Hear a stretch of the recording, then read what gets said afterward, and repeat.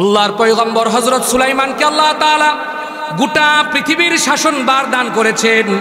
পয়গম্বর সুলাইমান এবার ইচ্ছা জাগলো যে গোটা পৃথিবীর ক্ষমতা আল্লাহ তাআলা আমারে দান করছেন। এবার পয়গম্বর সুলাইমান আল্লাহ তাআলাকে ডেকে বলেন, আয় আল্লাহ, আপনি আমাকে পৃথিবীর রাজা বানাইছেন, আপনি আমাকে পৃথিবীর ক্ষমতা দিছেন, আপনি আমাকে সব দান করছেন। রব্বুল আলামিন আমার মনে মনে চাই আমি আমার এই পৃথিবীর মানুষগুলোকে নয়, শুধু আমার এলাকার মানুষগুলো, আমার যে স্টেট আছে, আমার যে এলাকা আছে, এই এলাকার মানুষগুলোকে আমি মেহমানদারি করতে চাই। এবার আল্লাহ তাআলা ডেকে বলে, পয়গম্বর সুলাইমান, আপনি মানুষগুলোকে খাওয়াতে চান? বলে হ্যাঁ, মেহমানদারি করতে চাই, এক বেলা তাদেরকে মেহমানদারি করতে চাই। আল্লাহ তাআলা ডেকে বলে, আপনি যদি মেহমানদারি করতে চান, আপনার বাড়িতে আমি মেহমান পাঠাইবো, আপনার বাড়িতে আমি মেহমান পাঠাইবো। জোরে বলেন সুবহানাল্লাহ।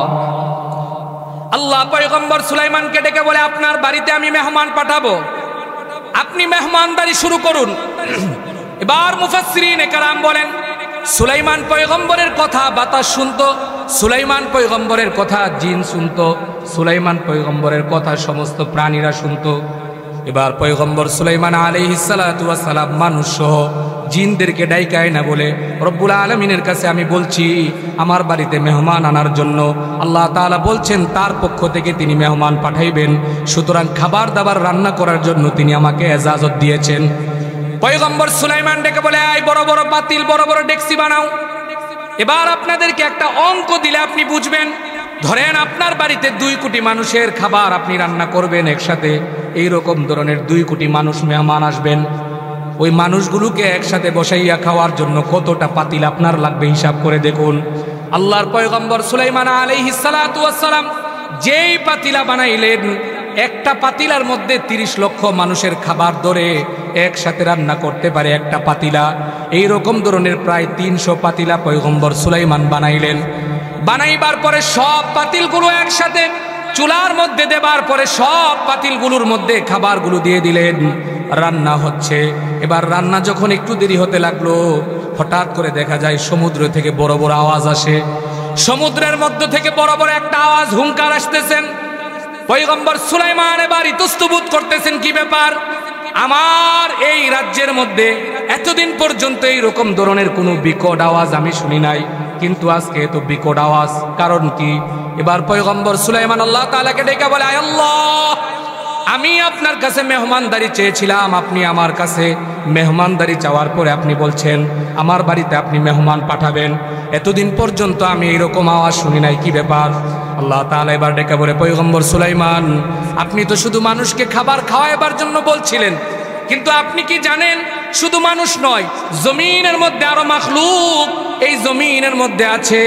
আপনাকে আমি রাজা বানাইছি, দুনিয়ার ক্ষমতা আপনাকে আমি দান করলাম, সাধারণ মানুষগুলোকে আপনি পরিচালনা করতে হিমশিম খান।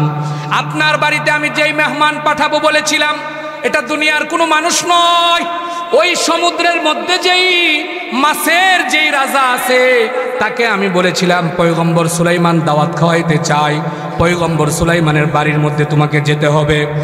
সুলাইমান আলাইহিস সালাতু ওয়াস সালাম ডেকে বলে, না আল্লাহ তাআলা, তাহলে এত বড় বড় আওয়াজ কেন হয়?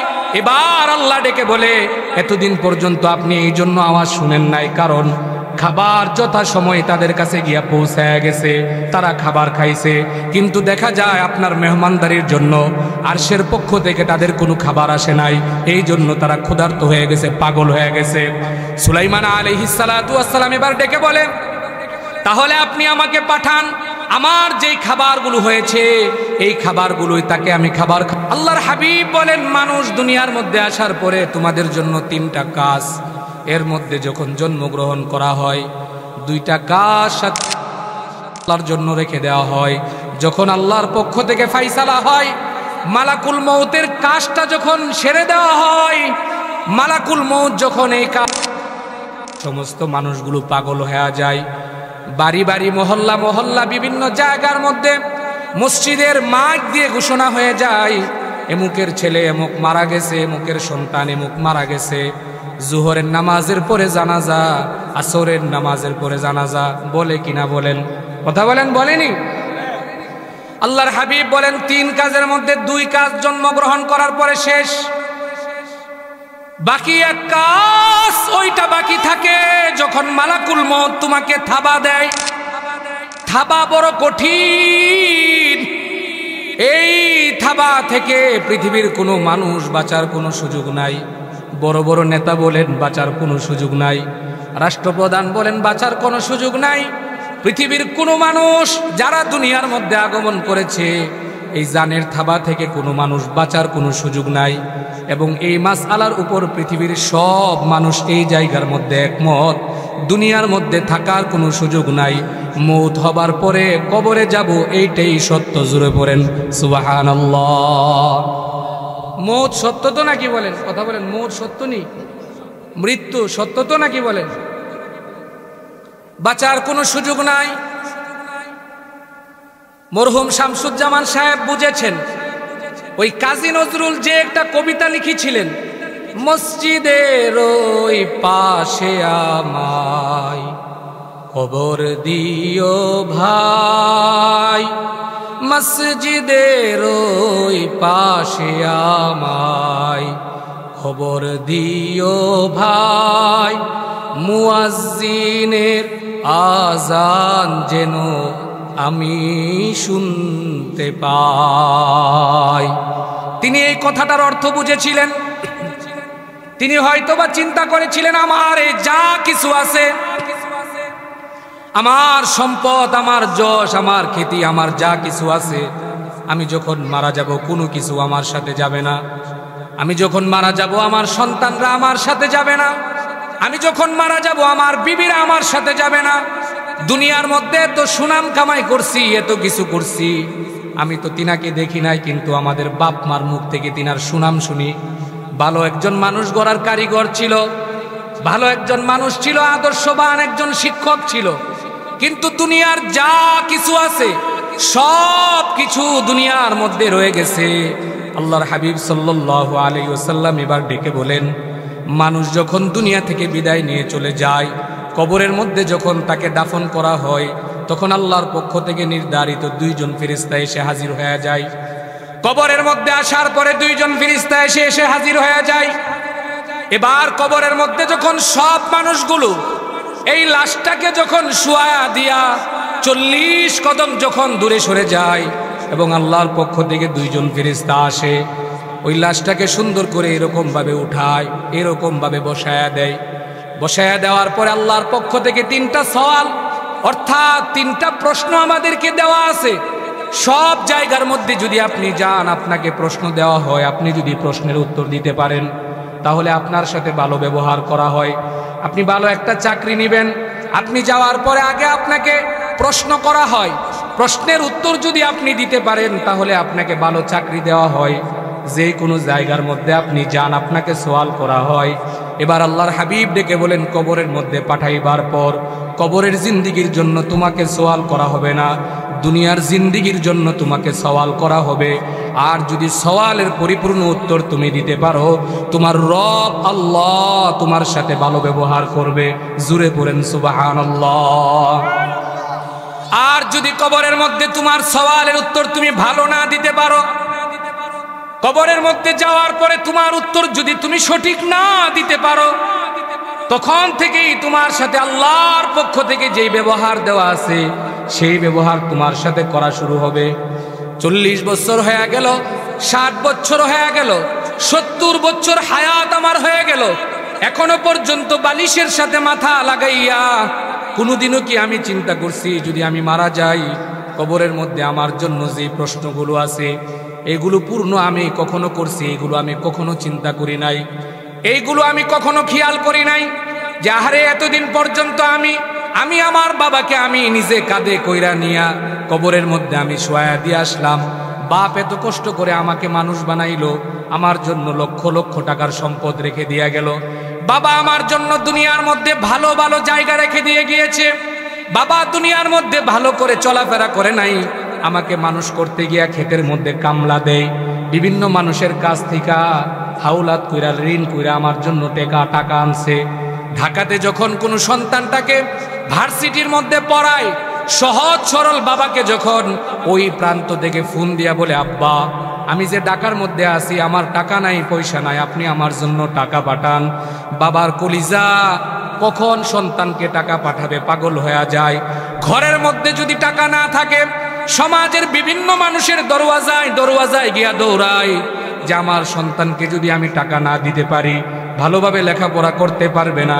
কিন্তু সন্তান যখন ভালোভাবে লেখাপড়া করে মানুষ হয়ে যায়, তখন দেখা যায় সন্তান ভালো চাকরি পাইতে পাইতে বাবা ওই দিক দিয়া কবরের মধ্যে চলে যায়। জুড়ে বলেন ঠিক কিনা? কথা বলেন ঠিক নেই? এমনও সন্তান আছে এখন ভালো ভালো চাকরি করে, কিন্তু তার বাপ নাই, দুনিয়া থেকে বিদায় নিয়ে চলে গেছে। কামাইয়ের টাকাটা বাবার মুখের মধ্যে এক বেলা উঠায়া দিতে পারে নাই, কিন্তু সারাটা জিন্দেগি তাকে কিভাবে মানুষ করবে সেই দিকে তার বাবা খেয়াল করছে। কিন্তু সে মানুষ হয়ে যাওয়ার পরে এখন সে ভালো চলে, বিবিরে নিয়ে ভালো চলে, সন্তান সন্ততিকে নিয়ে ভালো চলে। বাপরে আমি কবরের মধ্যে শোয়া দিয়ে আসলাম, কতদিন পর্যন্ত কবরে শুয়ে আছে বাবা। ওই জায়গা থেকে আমাদেরকে ডাকে। আল্লাহর হাবিব বলে মৃত ব্যক্তি 24 ঘন্টা দুনিয়ার মানুষগুলো যারা আছে তাদেরকে ডাকতে থাকে, সন্তানদেরকে ডেকে ডেকে বলে, এই সন্তান তোমরা এইভাবে আমারে ভুলে গেলা, আমাকে তোমরা এইভাবে ভুলে গেলা। আমি বড় বিপদের মধ্যে আছি, আমি বড় কঠিন বিপদের মধ্যে আছি। এই আমি নীরব নিভৃত একটা ঘরের মধ্যে আছি, এই আমাকে মাটির ঘরের মধ্যে শোয়া দিয়া গেলি, আমাকে একটা খাট দিতে পারো নাই, একটা পালং দিতে পারো নাই, আমার জন্য কোনো জাজিম তুষক তুমি দিতে পারো নাই। এই তোমার বাড়ি থেকে কত দূরে তুমি আমাকে শোয়া দিয়া গেলা, তুমি একদিন পর্যন্ত আমাকে আব্বা বইলা ডাক দিতে পারো না। এই মাটির ঘরের মধ্যে তুমি আমারে বিছানা ছাড়া শোয়া দিয়া গেলা। আমি কি অবস্থায় আছি তুই কি জানোস? আয় সন্তান, আয় সন্তান, তুই তোর রবের কাছে আমার জন্য দোয়া কর। তুই যদি আমার জন্য দোয়া করস, তোর দোয়া আল্লাহ তাআলার কাছে কবুল হয়ে যায়। আমি যত বিপদের মধ্যেই থাকি না কেন, তুই যখন হাত বাড়ায় আমার জন্য দোয়া করো, হাত বাড়াইবার সাথে সাথে আল্লাহ কবুল করে নেই। জোরে বলেন সুবহানাল্লাহ। রাসূল পাক সাল্লাল্লাহু আলাইহি ওয়াসাল্লাম এবার ডেকে বলেন, মানুষ যখন দুনিয়া থেকে বিদায় নিয়ে চলে যায়, দুনিয়ার সব কর্ম তার বন্ধ হয়ে যায়। দুনিয়া থেকে বিদায় নিয়ে যখন চলে যায়, কবরের মধ্যে শোয়াই দেওয়ার পরে একটা মানুষ ইচ্ছা করবে ওই জায়গার মধ্যে নামাজ পড়ার জন্য, একটা মানুষ ইচ্ছা করবে ওই জায়গার মধ্যে জিকির আজকার করবার জন্য, একটা মানুষ ইচ্ছা করবে ওই জায়গার মধ্যে আল্লাহর কালাম তিলাওয়াত করার জন্য। আল্লাহর হাবিব সাল্লাল্লাহু আলাইহি সাল্লাম বলেন, যখন মৌত হয়ে যায়, কবরের মধ্যে শোয়া দেওয়ার পরে সব আমলনামা তার বন্ধ হয়ে যায়, খাতা ক্লোজ হয়ে যায়। খাতা কি হয়ে যায়? কথা কয় না, কি হয়? খাতা কি বন্ধ? খাতা কি বন্ধ? খাতা বন্ধ। ইশারের নামাজ আমি আপনি পড়ছি, আমার খাতা আপনার খাতা চালু। ফজরের নামাজ আপনি পড়ছেন, আপনার খাতা চালু। যতদিন পর্যন্ত দুনিয়ার মধ্যে হায়াতে থাকবেন ততদিন পর্যন্ত আপনার হায়াত থাকা অবস্থায় আপনার খাতা চালু। আল্লাহর হাবিব সাল্লাল্লাহু আলাইহি ওয়াসাল্লাম এবার ডেকে বলেন, কিরামান কাতিবিনা ইয়ালামুনা মা তাফআলুন। রাসূল পাক এবার নিজে ডেকে ডেকে বলেন, এই তোমার খাতা কে লিখবে? বলে তোমার খাতা কি তুমি নিজে লিখবা? বলে না, তোমার খাতা তুমি নিজে লিখবা এই সুযোগ নাই। আল্লাহর পক্ষ থেকে তোমার খাতা লেখার জন্য 2 জন ফেরেশতা নিয়োজিত হয়। কিরামান কাতিবিনা ইয়ালামুনা মা তাফআলুন। আল্লাহ তাআলা নিজে ডেকে বলেন, আল্লাহ নিজে ডাকেন, আল্লাহ নিজে ডাকেন। আল্লাহ ডেকে বলেন, গোলাম তোমাকে আমি জমিনের মধ্যে পাঠাইলাম, তোমাকে আমি এমনি এমনি ছেড়ে দিছি মনে করছো না? নামাজ পড়ো নাই, তোমাকে আমি এমনি এমনি ছাড়ি না। দুনিয়ার মধ্যে সব কিছু আমি তোমাকে দান করলাম এবং তোমাকে আমি স্বাধীনতা দান করলাম। হালাল কাজ যদি তুমি চাও করতে পারবা, কারণ তুমি হলা স্বাধীন। তুমি যা মনে চাই মসজিদের মধ্যে যদি মনে করো যাইবা সম্ভব, তুমি স্বাধীন। যদি মনে করো মসজিদের মধ্যে যাবা না, তুমি স্বাধীন, তাও পারবা। আর মসজিদের মধ্যে যাওয়ার জন্য আমি দুনিয়ার মধ্যে একজন মানুষকে মসজিদের মাইকের সামনে দাঁড় করায়া দেই। দৈনিক 5 বার 5 ওয়াক্ত নামাজের সময় যখন হয়ে যায়, একজন ব্যক্তি মসজিদের মিনারের মধ্যে দাঁড়ায়া দাঁড়ায়া আল্লাহ তাআলার ডাকগুলো বান্দার কানের মধ্যে পৌঁছায়া দেয়। জোরে পড়েন সুবহানাল্লাহ। মুফাসসিরিনে কেরাম বর্ণনা করেন, সকাল থেকে নিয়ে সন্ধ্যা পর্যন্ত 2 জন ফেরেশতা আপনার ডান কাঁধে আমার ডান কাঁধে দুইজন ফেরেশতা সকাল থেকে নিয়ে সন্ধ্যা পর্যন্ত বসে থাকে, খালি হাতে বসে থাকে না, বলে দুইজন ফেরেশতা দুইটা খাতা নিয়ে আসে। ফজরের নামাজের আজান যখন হয়ে যায়, সুবহে সাদিক যখন হয়, দুইজন ফেরেশতা আসমান থেকে জমিনের মধ্যে নামে, আবার দুইজন ফেরেশতা আসমানের দিকে ভ্রমণ করেন, উপরে উঠতে থাকেন। এবার দুইজন ফেরেশতার সাথে সাক্ষাৎ। একজন আর একজনের ডাইকা বলে, কি ব্যাপার, সারা রাত্র তুমি ডিউটি করছো? বলে, হ্যাঁ বান্দার ডিউটি আমি সারা রাত্র করছি। ডান কাদের ফেরেশতা যে আছে ডাক দিয়া বলে, কি ব্যাপার? ওই যে দুনিয়ার মধ্যে তার ডিউটি করলা, ভালো কোনো নেক কাজ পাইছো? ফেরেশতাটা এবার মুখটাকে কালো করে বলে, না, সারা রাত্র তার সাথে ছিলাম, ভালো কোনো কাজ তার মধ্যে আমি পাই নাই। বাম কাদের ফেরেশতাকে যখন ফেরেশতা ডাক দিয়া বলে, কি ব্যাপার? এবার বাম কাদের ফেরেশতা খুশি হয়ে যায়। আল্লাহরে বলছিলাম মানুষ বানায়েন না, দুনিয়ার মধ্যে গিয়া তারা আকাম কুকাম করবে, আপনার কথা শুনবে না। সারা রাত্র আমি তার গুনাহগুলো লেখছি, সারা রাত্র এক মিনিটও আমি বাদ যায় নাই। আমি এখন রব্বের কাছে তার খাতা নিয়ে জমা দিব। এবার দুইজন ফেরেশতা গিয়ে আল্লাহ তাআলার সামনে দাঁড়ায় যায়। আল্লাহ তাআলা ডেকে বলে, কি ব্যাপার? বলে, রব্বুল আলামিন দুনিয়ার মধ্যে যেই কাজের জন্য আপনি আমাদেরকে নিয়োজিত করছিলেন, আপনার বান্দার বান্দির খাতা আমরা লেখা আপনার সামনে আইনা হাজির করলাম। রব্বুল আলামিন ডেকে বলে, কি লেখছো? বলে, আয় আল্লাহ, সারা রাত্র শুধু পাপাচার আর পাপাচার। ফজরের নামাজের আগ পর্যন্ত বসেছিলাম, না জানে কোন সময় মসজিদের মধ্যে আসবে। মসজিদের মাইক দিয়ে আজান হয়েছে, আপনার বান্দারা ঘুম থেকে ওইটা আপনার কদমে সিজদা দেয় নাই। এবার রাসূল পাক সাল্লাল্লাহু আলাইহি সাল্লাম বলেন, আমি আমার ভাষায় বলি, 5 ওয়াক্ত নামাজের মধ্যে যদি কোনো বান্দার কোনো বান্দি 2 ওয়াক্ত নামাজ যদি সে ঠিক রাখে, আল্লাহর কসম করে বলছি, ফাফরিশু ফিল জান্নাহ, কিয়ামতের ময়দানে জান্নাতে যাওয়া তার জন্য সহজ হয়ে যায়। পড়েন সুবহানাল্লাহ। 5 ওয়াক্তের মধ্যে 2 ওয়াক্ত নামাজ, কয় ওয়াক্ত বলেন? কথা কয় না, কয় ওয়াক্ত? সবাই বলেন কয় ওয়াক্ত? 5-এ 2, 5-এ 2। আপনি 2 পড়েন, 2 পড়েন, আপনি 2, আপনি 5-এ 2 পড়েন নামাজ, 5-এ 2। এখন প্রশ্ন জাগে যে 5-এ আমি কোন 2 ওয়াক্ত নামাজ আদায় করব? রাসূল পাক সাল্লাল্লাহু আলাইহি ওয়াসাল্লাম বলেন, ফেরেশতারা কিন্তু ফজরের সময় আসমানে গমন করে। এটা হলো কঠিনতম একটা সময়। এই সময়ের মধ্যে ইচ্ছা করলে মানুষ ঘুম থেকে উঠে না, জাগ্রত হয় না। আবার মুমিন যেই ব্যক্তি আছে, আজান হওয়ার সাথে সাথেই তার ঘুম ভাঙা যায়। 1 নম্বরে কোন ওয়াক্ত? কথা কেন, কোন ওয়াক্ত? ফজর। ফজর 1 নম্বরে কোন ওয়াক্ত? ফজরের সময় মুসল্লি বেশি হয় না কম হয়? হিসাব রাখেন। ফজর 1 নম্বর, ফজর। কারণ এই ফজরেই আপনার হিসাব আসমানে গমন করে। কিরামান কাতিবিনা ইয়ালামুনা মা তাফআলুন। আপনি হিসাব করেন, আপনি হিসাব করেন। ইয়ালামুনা মা তাফআলুন, আপনি বড় অনেক কিছু। আপনি ব্যারিস্টার, আপনি জজ, আপনি প্রধানমন্ত্রী, আপনি বিচারক, আপনি সব, কিন্তু আল্লাহর কাছে আপনার কোনো মূল্য নাই, আপনি কিচ্ছুই না।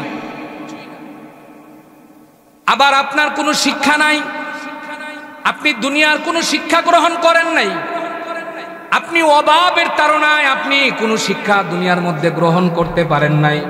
কিন্তু ছোট সময় দেখা যায় আপনি মসজিদের মধ্যে গিয়া মক্তবে ইমাম সাহেব হুজুর যা কিছু পড়াইছে এইগুলো আপনি পড়ছেন, কিন্তু মরণ পর্যন্ত আপনি আপনার রব, যিনি আপনার মালিক, যিনি জমিনের মালিক, যিনি আসমানের মালিক, যিনি হায়াতের মালিক, যিনি মৌতের মালিক, তিনাকে আপনি সন্তুষ্ট করছেন।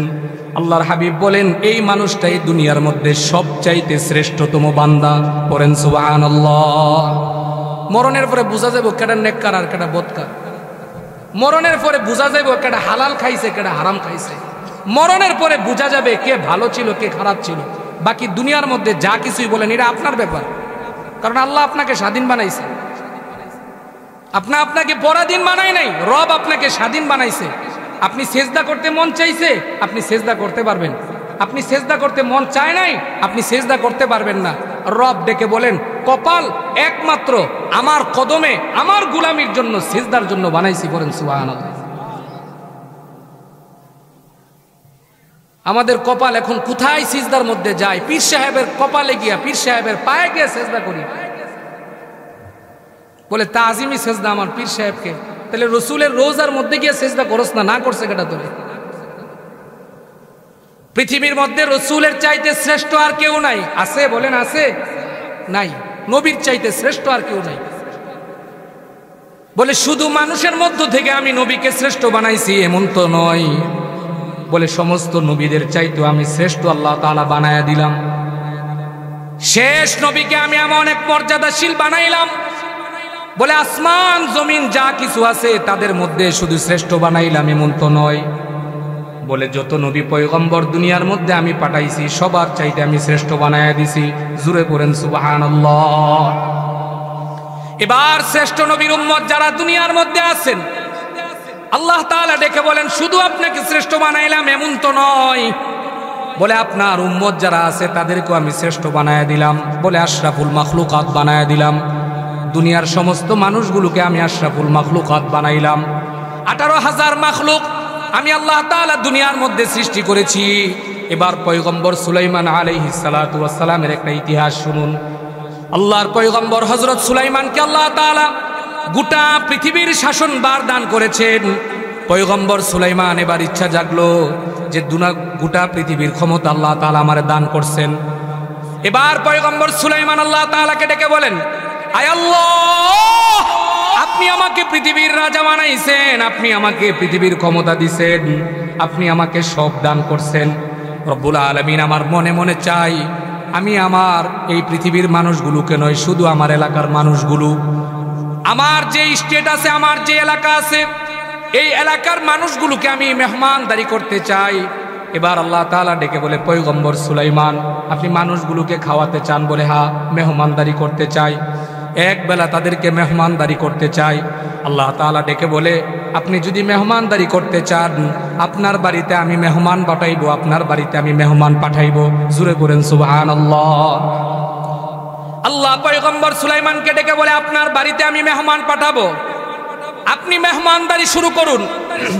এবার মুফাসসিরিনে কেরাম বলেন, সুলাইমান পয়গম্বরের কথা বাতাস শুনতো, সুলাইমান পয়গম্বরের কথা জিন শুনতো, সুলাইমান পয়গম্বরের কথা সমস্ত প্রাণীরা শুনতো।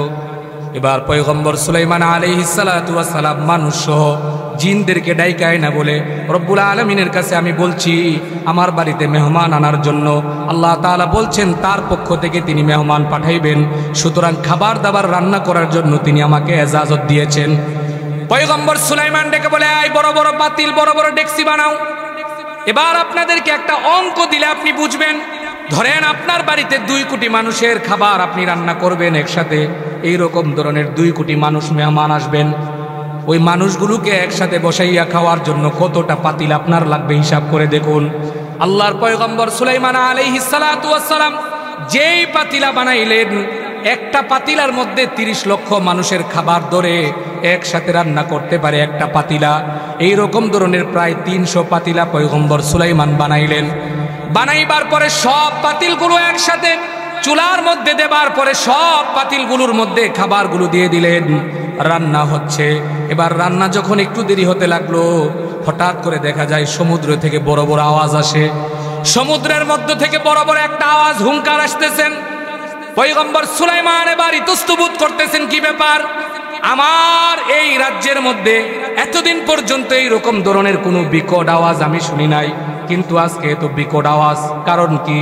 এবার পয়গম্বর সুলাইমান আল্লাহ তাআলাকে ডেকে বলে, আয় আল্লাহ, আমি আপনার কাছে মেহমানদারি চেয়েছিলাম, আপনি আমার কাছে মেহমানদারি চাওয়ার পরে আপনি বলছেন আমার বাড়িতে আপনি মেহমান পাঠাবেন। এতদিন পর্যন্ত আমি এইরকম আওয়াজ শুনি নাই, কি ব্যাপার? আল্লাহ তাআলা এবার ডেকে বলে, পয়গম্বর সুলাইমান আপনি তো শুধু মানুষকে খাবার খাওয়াবার জন্য বলছিলেন, কিন্তু আপনি কি জানেন শুধু মানুষ নয়, জমিনের মধ্যে আরো মাখলুক এই জমিনের মধ্যে আছে। আপনাকে আমি রাজা বানাইছি, দুনিয়ার ক্ষমতা আপনাকে আমি দান করলাম, সাধারণ মানুষগুলোকে আপনি পরিচালনা করতে হিমশিম খান। আপনার বাড়িতে আমি যেই মেহমান পাঠাবো বলেছিলাম, এটা দুনিয়ার কোনো মানুষ নয়, ওই সমুদ্রের মধ্যে যেই মাছের যেই রাজা আছে তাকে আমি বলেছিলাম পয়গম্বর সুলাইমান দাওয়াত খাওয়াইতে চাই, পয়গম্বর সুলাইমানের বাড়ির মধ্যে তোমাকে যেতে হবে। সুলাইমান আলাইহিস সালাতু ওয়াস সালাম ডেকে বলে, না আল্লাহ তাআলা, তাহলে এত বড় বড় আওয়াজ কেন হয়? এবার আল্লাহ ডেকে বলে, এতদিন পর্যন্ত আপনি এই জন্য আওয়াজ শুনেন নাই, কারণ খাবার যথাসময়ে তাদের কাছে গিয়া পৌঁছায় গেছে, তারা খাবার খাইছে, কিন্তু দেখা যায় আপনার মেহমানদারির জন্য আরশের পক্ষ থেকে তাদের কোনো খাবার আসে নাই, এই জন্য তারা ক্ষুধার্ত হয়ে গেছে, পাগল হয়ে গেছে। সুলাইমান আলাইহিস সালাতু ওয়াস সালাম এবার ডেকে বলে, তাহলে আপনি আমাকে পাঠান, আমার যেই খাবারগুলো হয়েছে এই খাবারগুলোই তাকে আমি খাবার খাওয়ার জন্য দেই, আপনি পাঠান। আল্লাহ তাআলা ডেকে বলেন, সমুদ্রের কিনারার মধ্যে সে উঠবে, সমুদ্রের কিনারার মধ্যে আসবে, আপনার খাবারগুলো ওই জায়গার মধ্যে নিয়ে যান। সুলাইমান পয়গম্বর এবার জিনদেরকে ডেকে ডেকে বলেন, এই বড় বড় পাতিলাগুলো যা আছে সব ওই জায়গার মধ্যে নিয়ে যাও। এবার ওই জায়গার মধ্যে গিয়ে দেখে বড় একটা মাছ হা করে আছে, পিছনও দেখা যায় না, ডান দিকও দেখা যায় না, কোনো কিছুই দেখা যায় না, হা করে রাখছে। দেখা যায় একটা পাট জমিনের মধ্যে আছে আর একটা পাট আসমানের মধ্যে লাগা লাগা, এইরকম বোঝা যায়। জোরে পড়েন সুবহানাল্লাহ। এবার আল্লাহ তাআলা তার জবান খুলে দিয়েছে, এবার মাছ ডেকে বলে, ওই পয়গম্বর সুলাইমান, আর আগেই আমার ক্ষুধা নিবারণ হয়ে যায়, এতক্ষণ পর্যন্ত আপনি দেরি করলেন কারণ কি? সুলাইমান আলাইহিস সালাতু ওয়াস সালাম বলে, খাবার নিয়ে আসছি। এবার মাছের জবান দিয়ে ডাক দিয়ে বলে, খাবার আপনি আমাকে কিভাবে খাওয়াবেন? আপনি কি ডেক থেকে বের করে করে আপনি খাবার খাওয়াবেন? সুলাইমান পয়গম্বর ডেকে বলে, কিভাবে খাবার দিব? এবার মাছ ডেকে বলে, ডেকসি সহ সমস্ত খাবার আমার মুখের মধ্যে দিতে থাকেন। সুলাইমান আলাইহিস সালাতু ওয়াস সালাম যতগুলো ডেকসি ওই জায়গার মধ্যে নিয়ে হাজির করছেন, একে একে সমস্ত ডেকসিগুলো মুখের মধ্যে দেয়, আর দেখে ওটু চলে যায়, একে একে দেয়, সব দেখে চলে যায়, দিতে দিতে দেখা যায় প্রায় সব ডেকসিগুলো শেষ হয়ে গেছে। এবার পয়গম্বর সুলাইমান মাথা নিচু করে মাছ ডেকে বলে, দাওয়াত করার পরে মেহমানকে আপনি মেহমানদারি করতে পারেন নাই, আমার ক্ষুধা এখনো পর্যন্ত নিবারণ হয় নাই। মাছকে বলে, পয়গম্বর সিজদা থেকে তুমি মাথা উঠাও, আমি আপনাকে বুঝাবার জন্য এটা করেছি। আপনি শুধু মানুষকে দুনিয়ার মধ্যে পরিচালনা করেন, আমি আল্লাহ তাআলা মানুষকে পরিচালনা করি এমন নয়। আমি আল্লাহ তাআলা 18,000 মাখলুকাত দুনিয়ার মধ্যে সৃষ্টি করেছি, সমস্ত সৃষ্টিকে আমি আল্লাহ তাআলা মানুষের পাশাপাশিও তাদেরকে চালাই। পড়েন সুবহানাল্লাহ। মানুষের মধ্যে জায়গা নিয়া, জমি নিয়া, টাকা নিয়া, ভাই ভাইয়ের সাথে, সন্তান বাবার সাথে, পর পড়োশি একটা মানুষ আর একটা মানুষকে 1 শতক জায়গার জন্য, 50 টাকার জন্য, 100 টাকার জন্য মেরে ফেলতে পারে। ভাইয়ের মাথায় গিয়া ভাই বাড়ি মারতে পারে, কুলাঙ্গার সন্তান মায়ের সাথে বিচ্ছিন্নতা করতে পারে। বলে মানুষ এত কিছু করে, আল্লাহ তাআলা ডেকে বলে, মানুষ তোমরা বাদেও আমি জমিনের মধ্যে আরো 18,000 মাখলুক সৃষ্টি করছি।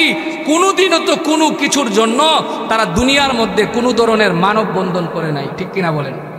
কথা বলেন ঠিক নেই? আপনি দেখেন, বন জঙ্গলে যান, গিয়া দেখেন এই যে বড় বড় যে প্রাণীগুলো আছে, হাতি বলেন, সিংহ বলেন, আরো যা কিছু আছে, অ্যামাজন একটা জঙ্গল আছে। আমি ওই দিন ইউটিউবে দেখলাম যে এই জঙ্গলের মধ্যে বলে এইরকম বড় বড় মশা আছে, যদি কামড় দেয় তাহলে সাথে সাথে মানুষের মৃত্যু হয়ে যায়। এক জায়গা দিয়ে গেলে আরেক জায়গায় এটার কুল কিনারা খুঁজে পায় না। তো চিন্তা করলাম যে রব্বুল আলামিন এত বড় একটা জঙ্গল দুনিয়াতে বানাইলেন, বলে এটা তো খালি রাখে নাই, বলে এখানের মধ্যে কত প্রকারের প্রাণী আছে, বলে এই প্রাণীগুলো তো কখনো ওই জায়গা থেকে বের হয়ে আইসা মানুষকে কখনো আক্রমণ করে নাই কোনো কিছুর জন্য। রব যথা সময়ে তাদের যা কিছু দরকার প্রয়োজন সব কিছু তিনি মিটাইয়া দেয়। জোরে পড়েন সুবহানাল্লাহ।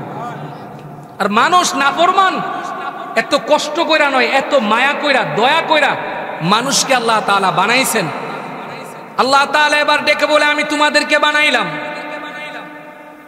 এবার বানাইবার পরে আয়াতুল কুরসি একটা আয়াতুল কুরসি একটা এই 3 নাম্বার পারায় একটা অংশ তো আছে, কি বলেন? আসেনি বলেন? আয়াতুল কুরসি আসেনি বলেন?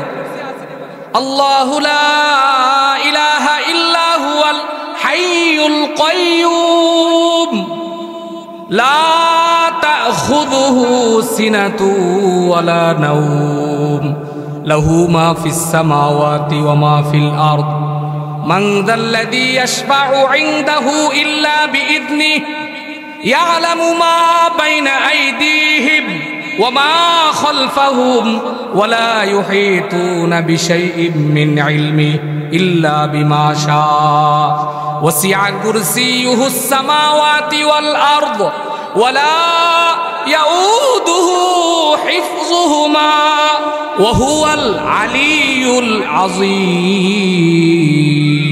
সুন্দর সুন্দর আয়াত, সুন্দর সুন্দর কালামে পাকের তিলাওয়াত আমাদেরকে রব শিক্ষা দিয়েছেন। বলে কালাম যে তিলাওয়াত করে দুনিয়ার কোনো মানুষের সাথে সে কথা বলে না, স্বয়ং আমি আল্লাহর সাথে কথা বলে। জুড়ে পড়েন সুবহানাল্লাহ। আমি আপনাদেরকে বলেছিলাম যে মত, মৃত্যু, এর থেকে বাঁচার কোনো সুযোগ নাই। সুযোগ আছে বলেন, কথা বলেন, সুযোগ আছে? আপনাদের পাশে তো মনে হয় একজন সৌদি আরবে মারা গেছে। কথা বলেন, মারা গেছিনি? কথা কেন, মারা গেছিনি? মারা গেছে। এমন বহু মানুষ আপনি আমার ডান বাম সামনে পিছন থেকে চলে যাচ্ছে। বহু মানুষ আমাদেরকে ছেড়ে চলে যাচ্ছে। কবরের মাটি বলছে, কবরের মাটি ডাকে ডাইকা বলে, এই অট্টালিকার মালিক, অট্টালিকাতে থাকার তোর কোনো সুযোগ নাই, আমার মধ্যে তোকে আয়সা বাড়ি করতে হবে, এখানেই তোকে স্থায়ী হতে হবে, বাকি যা দুনিয়ার পিছনে দৌড়াও, এখানে আল্লাহর হুকুম যখন হবে 1 সেকেন্ড ওই জায়গার মধ্যে থাকতে পারবে না। ঠিক নেই বলেন? এই মাসআলার উপর গোটা পৃথিবীর সব মানুষ একমত। সব মৌতের মাসআলার উপর পৃথিবীর সব মানুষ একমত। মুসলিম বলেন, ইহুদি বলেন, খ্রিস্টান বলেন, বেঈমান বলেন, নাসারা বলেন, পৃথিবীর মধ্যে যত মানুষ আছে সব মানুষ একমত যে মৌত আছে। ঠিক নেই বলেন? কথা বলেন, ঠিক নেই? আগামীকালকে তো মনে হয় যে এমনও আছে আমাদের মধ্য থেকে মারা যাইতে পারে। সকালবেলা আগামী দুপুরেও আমরা জানাজা পড়তে পারি মানুষের, আমারও জানাজা হইতে পারে। মৌতের সবক যদি কোনো মানুষ গ্রহণ করত, আর মৌতের চিন্তাটা যদি কোনো মানুষ করত, তাহলে মানুষ দুনিয়ার মধ্যে এত পাপাচারের মধ্যে লিপ্ত হইত না, মানুষ দুনিয়ার মধ্যে এত জুলুমের মধ্যে লিপ্ত হইত না, যদি চিন্তা করত মৌত। এই একটা শুধু মাসআলা যদি মানুষ চিন্তা করতো যে এই আমার তো মৌত আছে, আমার তো মরণ আছে। এবার রাসূল পাক সাল্লাল্লাহু আলাইহি সাল্লাম ডেকে বলেন, পৃথিবীর মধ্যে মানুষ জন্মগ্রহণ করার পরে তার 3 কাজের মধ্যে 2 কাজ শেষ। কয় কাজ শেষ বলেন? কথা বলেন, কয় কাজ? বুঝেননি নাকি বুঝেননি? আমরাও তো শুনছেন নাই, আমিও তো তাল তুলো দিতাম পারি না। যা কুদ্দুর কোরআন হাদিস পড়ছি এর থেকে আপনাদেরকে কিছু বলবো, কারণ আল্লাহর হিসাব, আল্লাহর কথাগুলো তাল তুল নাসা নাসি এইগুলো পছন্দ নয়। রব্বের সামনে, রব্বের কাছে কথা বলতে গেলে, শুনতে গেলে ওই চিন্তা করতে হবে, মসজিদের মধ্যে যখন কি কোনো মানুষ ঢুকা যায় তখন কি ওই জায়গার মধ্যে নাচানাচি করার কোনো সুযোগ আছে? কথা বলেন, সুযোগ আছে? কেন?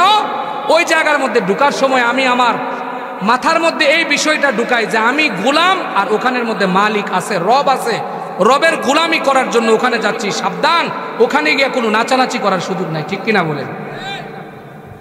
রাসূল পাকও ঠিক বলেন যে যে জায়গার মধ্যে কোরআন হাদিসের মজলিস কায়েম হয় ওইটা একটা জান্নাতের বাগান। জান্নাতের বাগানের মধ্যে কখনো লাফালাফি এটা শোভা পায় না। এই জায়গার মধ্যে কালামের তিলাওয়াত শোভা পায়, এই জায়গার মধ্যে দুরূদ শরীফ শোভা পায়, এই জায়গার মধ্যে রাসূলের শান, ইজ্জত, আবরু শোভা পায়, কিন্তু কোনো গান, কোনো কিছু এই জায়গার মধ্যে শোভা পায় না। যদি সম্ভব হয় আপনাকে 1 পৃষ্ঠা তেলাওয়াত করে শুনবো, বিনিময় হইল যারা শুনছে প্রত্যেকটা হরফান হরফান 10টা করে নেকি আল্লাহ তাআলা দান করে। পড়েন সুবহানাল্লাহ। আপনি আমার 2 কাজ শেষ হয়ে গেছে, বাকি আছে কয় কাজ? কথা বলেন, কয় কাজ? সবক লন, কয় কাজ বাকি আছে? 1 কাজ। ঠিক তদ্রুপ মসজিদের মধ্যে যখন মাইক দিয়ে আজান হয়ে যায়, আজান দেওয়ার পরে একটা কাজ শেষ হয়ে যায়। মসজিদের মধ্যে যখন সমস্ত মুসল্লিরা ঢুইকা যায়, ঢুইকা যাওয়ার পরে সময় যখন হয়ে যায়, ইমাম সাহেব যখন গিয়া সামনে দাঁড়ায়া যায়, মুয়াজ্জিন সাহেব এবার ইকামত দেয় কিনা বলেন? কথা বলেন, দেয়নি? মুয়াজ্জিন সাহেব যখন ইকামত দেয়, মুয়াজ্জিন সাহেবের ইকামতের পরে এবার ইমাম সাহেব আল্লাহু আকবার বলে নিয়ত বাঁধে। এবার ইমাম সাহেব নিয়ত বাঁধার পরে নামাজের যে কাজগুলো আছে ইমাম সাহেব করেন। ইমাম সাহেব যখন সালাম ফিরাইবার সাথে সাথে সব মানুষগুলো আমরা যার যার কাজে যাই।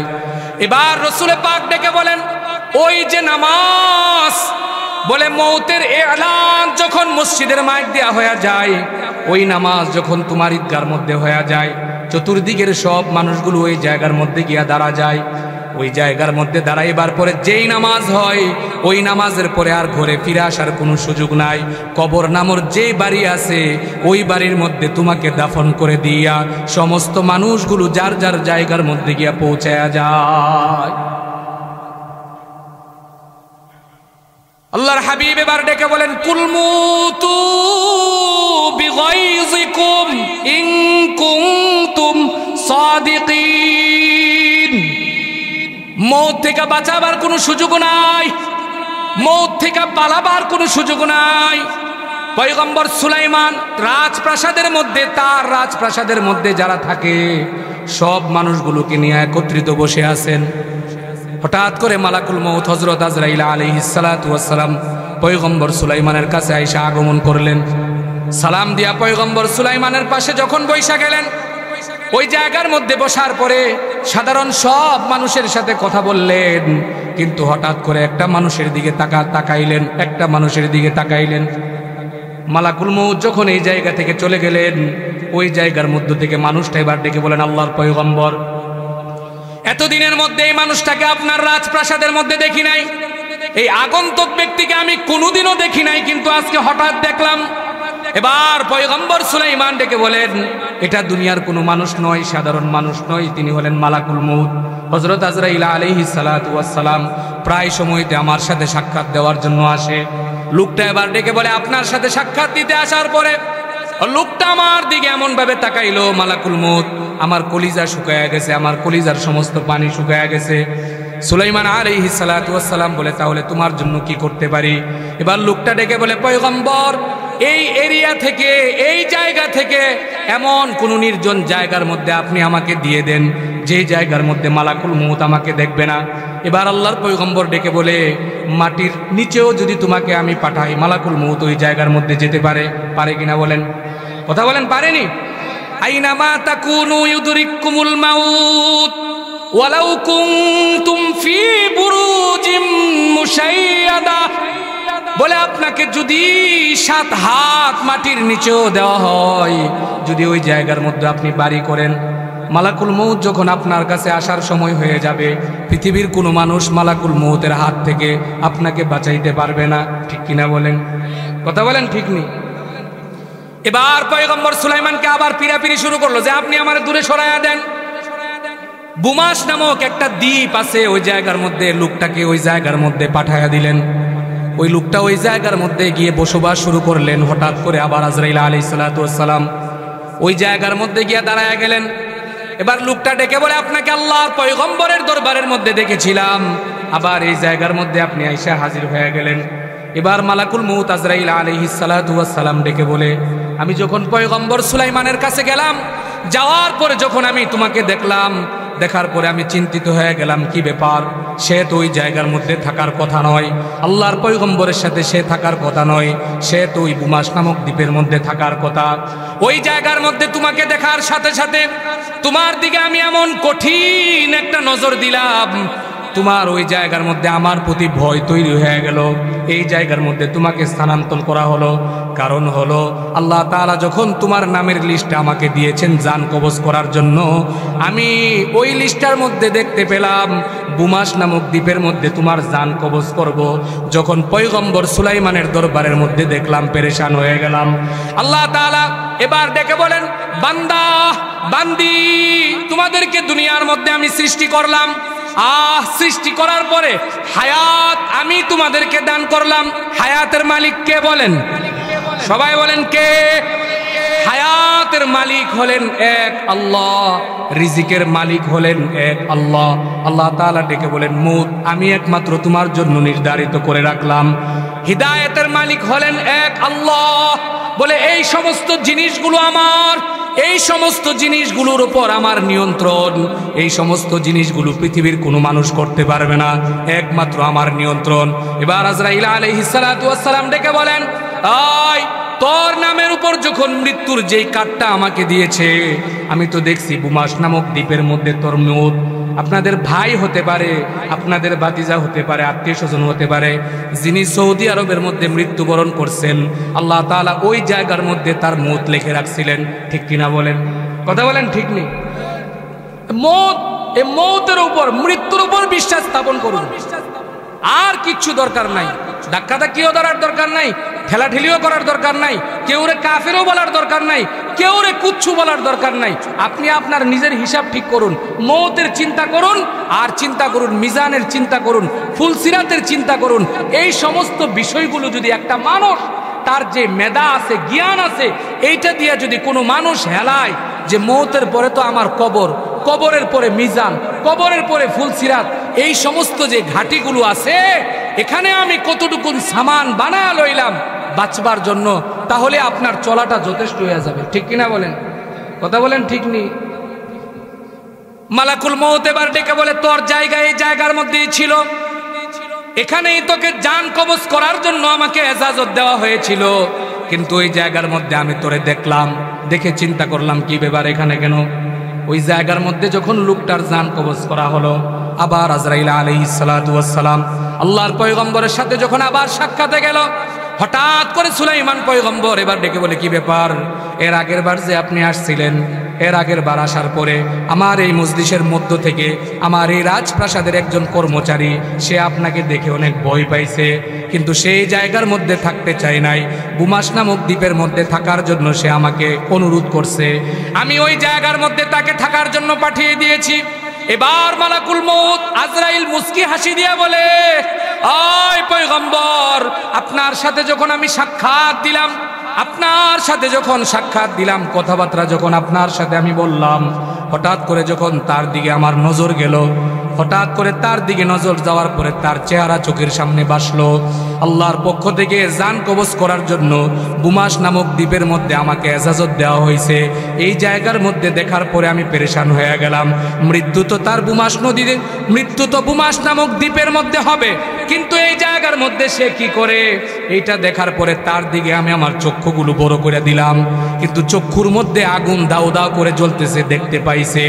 দেখা যখন সে ভয় পাইছে, আপনার কাছে যখন সে ওই জায়গার মধ্যে যাওয়ার জন্য হুকুম করছে, আপনি যখন ওই জায়গার মধ্যে পাঠাইছেন, মৃত্যুর সময় যখন হয়ে গেছে, আল্লাহর হুকুমে আমি ওই জায়গার মধ্যে তার জান কবজ করেছি। বলেন সুবহানাল্লাহ।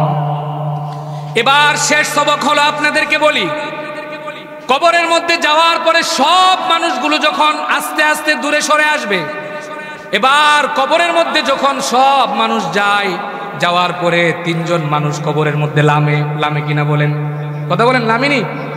তিনজন মানুষ কবরের মধ্যে নেমে যায়। নেমে যাওয়ার পরে ওই জায়গার মধ্যে লাশটাকে কেউ সামনের দিকে ধরে, কেউ পিছনের দিকে ধরে, আবার মধ্য যে জায়গাটা আছে ওই জায়গার মধ্যে গামছা দিয়া বাইদা সুন্দরভাবে যেন কবরের মধ্যে শোয়াতে পারে। ওই কবরের মধ্যে লাশ শোয়াবার সময় কালামে হাকিমের একটা আয়াত সবাই তিলাওয়াত করে। আয়াতে কারিমাটা হলো, মিনহা খালাকনাকুম ওয়া ফিহা নুঈদুকুম ওয়া মিনহা নুখরিজুকুম তারাতান উখরা। পড়েনি বলেন? কথা বলেন, পড়েনি? কথা কয় না রে, পড়েনি বলেন? ওয়াজ শেষ তো, আমি তো বলছি শেষ সবক, আপনারা এদিকে যান। পড়েনি আয়াতে কারিমা? পড়েননি আপনারা? কি বলে এটার মধ্যে? কি বলেন যারা বাংলা ভাষা পড়েন? কি মনে করেন? মিনহা খালাকনাকুম ওয়া ফিহা নুঈদুকুম ওয়া মিনহা নুখরিজুকুম তারাতান উখরা। পয়রা পয়রা কবরের মধ্যে শুয়ায়া মুষ্টি মাটির মাথার নিচে দিয়া সবাই যার যার মতো করে উপরে উঠে চলে আসে। ঠিক নি বলেন? কথা বলেন, ঠিক নি? এটা হলো কবরের ওয়াজ। কারণ কবরে আপনিও যাবেন, আমিও যাব, সব মানুষ যাব। বলছি এই মাসআলার উপর সব একমত। আপনি মুসলমান হন, আপনি হিন্দু হন, আপনি খ্রিস্টান হন, আপনি ইহুদি হন, নাসারা হন, যাই কিছু বলেন না কেন, কিন্তু যখন বলে যে আপনি মরবেননি, বলে এই জায়গার মধ্যে আমি একমত, আমার মৌত আছে। ঠিক কিনা বলেন? কথা বলেন, ঠিক কিনা? আমরা সবাই বঙ্গবন্ধু শেখ মুজিবুর রহমান স্বাধীনতার স্থপতি, উনার জন্য আমরা অনেকে জান দিতে পর্যন্ত প্রস্তুত আছি। উনারও তো মরণ হয়েছে। ঠিক কিনা বলেন? কথা কয়, মরণ হয়েছে নি? জিয়াউর রহমান প্রেসিডেন্ট, উনারও তো মৌত হয়েছে কিনা বলেন? হুসেন মোহাম্মদ এরশাদ মৌত হয়েছে নি বলেন? বড় বড় রাজা দিরাজ যারা ছিলেন, যাদের কথায়, যাদের আঙ্গুলের হেলুনিতে গোটা পৃথিবী হেলতো, সব মানুষগুলো নাই, মরে কবরের মধ্যে শুয়ে গেছে। ঠিক তদ্রূপ ওই জায়গার মধ্যে যাওয়ার পরে এখন কি অবস্থায় চলতেছে এটা আমরা কোনো মানুষ জানি না, ঠিক নেই বলেন? কথা বলেন ঠিক নেই। কিন্তু মুসলমান হিসাবে শেষ সবক আপনি আমার, যখন কবরের মধ্যে শোয়া দিবে, দেওয়ার পরে এই আয়াতে কারিমা তিলাওয়াত করার পরে মাটি দিয়ে সব কিছু করে মাথার বান খুলে, কোমরের বান খুইলা, পায়ের বান খুইলা সব মানুষগুলো এই জায়গা থেকে মুনাজাত করে দৌড়ে বাড়িতে চলে যায়। আত্মীয় স্বজন, সন্তান সন্ততি যারা আছে, হয়তোবা বাবার বেদনায়, মায়ের বেদনায় সপ্তাহখানেক কান্নাকাটি করে তারপর আবার যার যার মতো হয়ে যায়। আল্লাহর হাবিব ডেকে বলেন, কবরের মধ্যে শোয়া দেওয়ার পরে দুইজন ফেরেশতা এসে এইরকম ভাবে উঠায়া বসাইয়া তিনটা সওয়াল তাকে করা হয়। এক নম্বরে হলো মান রব্বুক, বলেন এক নম্বরে কি? কথা কেন? এক নম্বরে কি? মান রব্বুক। এক নম্বরে হলো মান রব্বুক, তোমার রবকে। দুই নম্বরে হলো অমান দিনুক, তোমার দিন কি, ধর্ম কি। তিন নম্বরে হলো অমান নাবিয়ুক, তোমার নবীকে। এই তিনটা সওয়াল করা হয়। যদি কোনো মানুষ বলে রব্বি আল্লাহ, যারা দুনিয়ার মধ্যে রবের সাথে সম্পর্ক আছে এরা জবান দিয়ে বলবে রব্বি আল্লাহ, আমার রব একমাত্র আল্লাহ। আমাদের রবকে বলেন, কথা বলেন, রবকে জুড়ে বলেন, রবকে। আমাদের রব হলো একমাত্র আল্লাহ। যে ব্যক্তি রবের গোলামি দুনিয়ার মধ্যে করছেন তার জবান দিয়া বের হয়ে আসবে রব্বি আল্লাহ। যখন দুই নাম্বার বলবে ওমান দিনুক, সে যদি দুনিয়ার মধ্যে ইসলামের উপর চলে তাহলে বলবে দিনিয়াল ইসলাম। ওমান নাবিয়ুক, তোমার নাবিয়ুক, তোমার নবীকে। দুনিয়ার মধ্যে তোমার নবী কে ছিল? দুনিয়ার মধ্যে জপছি এশকে রসুল, আমি নবীর মুহাব্বত আমার মধ্যে আছে, নবীর জন্য আমি জান দিতে পারি, কিন্তু নামাজে আমি নাই। সুদের ব্যবসার মধ্যে এক নাম্বার, হারাম কাজের মধ্যে আমি এক নাম্বার। আল্লাহর কসম করে বলছি, যার কপালের মধ্যে সেজদা নাই কিয়ামতের ময়দানে আল্লাহর হাবিব তার জন্য সুপারিশ করবে না। যার কপালে সিজদা নাই, যার কপালে সিজদা নাই, যার কপালে সিজদা নাই, যার কপালে সিজদা নাই তার জন্য রসুলে পাক কখনো সুপারিশ করবে না। আমি আল্লাহর কসম করে বলছি, আল্লাহর কসম।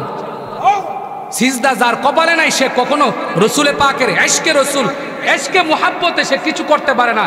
সিজদাওয়ালারা জীবন দিতে পারে যার কপালে সিজদা আছে, যার শরীরের মধ্যে রসুলের সুন্নাহ আছে, যার মুখের মধ্যে রসুলের সুন্নাহ আছে। রসুলে পাক সাল্লাল্লাহু আলাইহি ওয়াসাল্লাম গোটা 23 বছর জিন্দেগির মধ্যে সাহাবায়ে কেরাম বলে, ইয়া রাসূলুল্লাহ, আপনি যদি দুনিয়া থেকে বিদায় নিয়ে চলে যান, আপনার যে শেষ জমানার উম্মত আছে এরা আপনাকে কিভাবে খুঁজবে, এরা আপনাকে কিভাবে পাবে? রসুল পাক ডেকে বলেন, তারাকতু ফীকুম আমরাইন লান তাদিল্লু মা তামাসসাককুম বিহিমা কিতাবাল্লাহ ওয়া সুন্নাত রাসূলিল্লাহ। আল্লাহর হাবিব ডেকে বলে, শেষ জমানার উম্মতের কাছে দুইটা জিনিস আমানত রেখে গেলাম। এক নাম্বার হলো কিতাব আল্লাহ, আল্লাহ তাআলার কিতাব। এক নম্বরে কি বলেন? কথা বলেন, কিতাব আল্লাহ, আল্লাহর কিতাব। রসুল পাক বলেন ও সুন্নাত রাসূলিল্লাহ, বলে আমার সুন্নাহ আর আল্লাহ তাআলার কিতাব আমি তাদের কাছে আমানত রেখে গেলাম। এই দুইটা জিনিস যদি মরণ পর্যন্ত তারা তাদের জিন্দেগির মধ্যে লাগায়া দিতে পারে আর যদি পালন করতে পারে, আমি মুহাম্মাদুর রাসূলুল্লাহ কিয়ামতের ময়দানে, মিজানের পাল্লা, হাসরের ময়দান, ফুলসিরাত যা কিছু আছে সব কিছুর মধ্যে তার জন্য সুপারিশের জন্য আমি মুহাম্মাদুর রাসূলুল্লাহ দাঁড়ায় যাব। পড়েন সুবহানাল্লাহ। এই দুইটার ভিতরে যদি আপনি থাকেন এশকে রসুল, দুইটার মধ্যে যদি আপনি নাই, আপনি এশকে রসুল না। আপনাকে স্বাধীনতা দেওয়া হয়েছে। শেষ সবক হইল, এটাতেই দেখা যায় মরহুম শামসুজ্জামান সাহেব একটা মসজিদ বানিয়ে দিয়ে গিয়েছেন, আর তার সুযোগ্য সন্তান শেখ মোহাম্মদ আশিকুজ্জামান শামীম সাহেব একটা বাগান তিনি তৈরি করেছেন এই জায়গার মধ্যে, কালামে হাকিমের বাগান। মুসলিম হিসাবে সবাইকে একটা কথাই বলতে চাই যে এই জায়গার মধ্যে একমাত্র আল্লাহ তাআলার কালাম শিক্ষা দেওয়া হয়, ঠিক কিনা বলেন? কথা বলেন, ঠিক নি বলেন? এই জায়গার মধ্যে কোরআন ছাড়া অন্য কিছু শিক্ষা দেওয়া হয় না। বলে কারা কারা পড়ে? বলে 7 বছর, 8 বছর, 9 বছরের ছেলেগুলো কালামে হাকিম তিলাওয়াত করে। আপনাকে যদি বলা হয় যে আপনি সূরাতুল ইখলাসটা একটু মুখস্থ করেন তো দেখি, আপনাকে 6 মাস সময় দিলেও পারবেন না। কিন্তু 6 বছরের ছেলেটা মাদ্রাসার মধ্যে যখন বলা হয় তুই 1 পৃষ্ঠা তিলাওয়াত কর, যদি কবরের সামনে নিয়ে বলা হয় এই বাবা তুই সূরা ইয়াসিনটা তিলাওয়াত কর, অনর্গল সে কোরআনে হাকিম থেকে সূরা ইয়াসিন তিলাওয়াত করে শেষ করে দেয় কবরের সামনে দাঁড়াইয়া দাঁড়াইয়া। আমি বলি তিনারা তো সবচাইতে সৌভাগ্যবান ব্যক্তি। কারণ হলো শামসুজ্জামান সাহেব মসজিদ থেকে, ইমাম সাহেবের জবান থেকে আয়াতে কারিমা নামাজের আওয়াজগুলো কবরে পৌঁছায়। রসুলে পাক ডেকে বলেন যদি কবরের পাশে মসজিদ থাকে আর যদি মাদ্রাসা থাকে, মাদ্রাসার কালামে হাকিমের আওয়াজ যদি কবরের মধ্যে গিয়া পৌঁছায়, বলে ওই কবরের মধ্যে যদি ইমানদারের আমলের কারণে যদি জাহান্নামের আগুন জ্বলেও বা জ্বলে, কোরআনে কারিমের তিলাওয়াতের বিনিময় আল্লাহ তাআলা তার কবরকে জান্নাতের টুকরা বানায় দেয়। বলেন সুবহানাল্লাহ। মাদ্রাসাটা থাকুক, চাননি আপনারা? বলেন, কথা বলেন, চাননি? বলেন। মাদ্রাসা মসজিদ নিয়ে কোনো দ্বন্দ্ব নাই, স্পষ্ট কথা বলে দিলাম, স্পষ্ট কথা। মাদ্রাসা মসজিদ নিয়ে কোনো দ্বন্দ্ব নাই। আপনার ছেলেকে আপনি হাফেজ বানান, আপনার ছেলেকে আপনি আলেম বানান, আলিয়াতে পড়ান, যেখানে পড়ান, ধর্মীয় শিক্ষায় শিক্ষিত করবেন, পড়ান, কোনো বাধা নাই। হিসাব করেন যে শেষ সময় আমার পোলাটা আমার কান্দের মধ্যে লইয়া গিয়া জানাজাটা পড়ায় যেন আমার কবরে শোয়াইতে পারে। আমার নবীনগরে একজন, নাম বললে চিনে ফেলবেন, ঢাকাতে ভালো অবস্থানের মধ্যে সচিব, উনি অনেক বড় সচিবালয়ে বর্তমানে দায়িত্বে আছে। উনার বাপ মারা গেছে, মারা যাওয়ার পরে উনি আসছেন বাড়িতে। আসার পরে উনাকে বলা হলো যে আপনি একটু জানাজাটা পড়ান, কারণ সন্তান হিসাবে তো আপনার হক বেশি। লোকটা এরকম মাথা নিচু করে দাঁড়ায় আছে, সামনে আগাইতে পারে না। ইমাম সাহেব জানাজা পড়ছে, পড়ার পরে আমরা যারা ইমাম সাহেব আছি, হুজুর চলেন আমাদের সাথে। কবরের মধ্যে যাওয়ার পরে কবরস্থানের মধ্যে আমরা বলছি সন্তান হিসাবে আপনি এক পাশে দাঁড়ান। লোকটা নিচে নামতে প্রস্তুত না, নিচে নামতে আমি প্রস্তুত না, আমি এগুলো বুঝি না।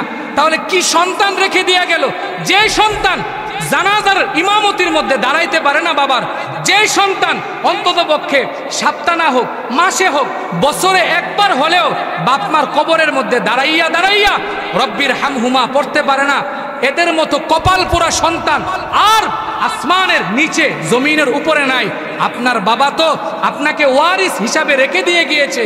যখন কবরে চলে যাবে, দাঁড়ায়া দাঁড়ায়া রব্বির হামহুমা কামা রব্বায়ানি সগীরা, মসজিদের মধ্যে বৈশা বৈশা রব্বির হামহুমা কামা রব্বায়ানি সগীরা পড়বার জন্যই তো আমাদেরকে রেখে দিয়ে গেছেন। আল্লাহ তাআলা আমাদের কবরবাসী যারা আছে তাদের জন্য যেন দোয়া পাঠাইতে পারি, সেই তৌফিক দান করে। সকলে পড়েন আমিন। মসজিদ মাদ্রাসা আমাদের এলাকাকে কবুল করেন, সকলে পড়েন আমিন। সুবহান রব্বিকা রব্বিল ইজ্জাতি আম্মা ইয়াসিফুন ওয়া সালামুন আলাল মুরসালিন। আসসালামু আলাইকুম ওয়া রাহমাতুল্লাহি ওয়া বারাকাতুহু।